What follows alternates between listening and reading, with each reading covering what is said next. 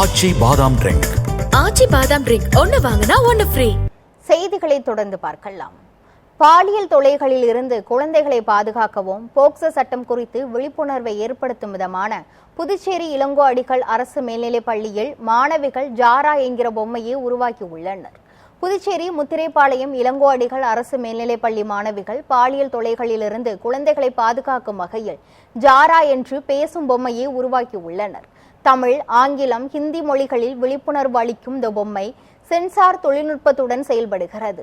பள்ளி துணை முதல்வர் கோகிலாம்பாள் நிகழ்ச்சியை தொடங்கி வைத்தார். முதற்கட்டமாக 3 பொம்மைகள் உருவாக்கப்பட்டு உள்ளன. விரைவில் இது பிற பள்ளிகளிலும் அறிமுகமாகும் என பள்ளி ஆசிரியர் ஸ்ரீராம் தெரிவித்தார். உதவியோட செஞ்சு முடிச்சிருக்காங்க. 3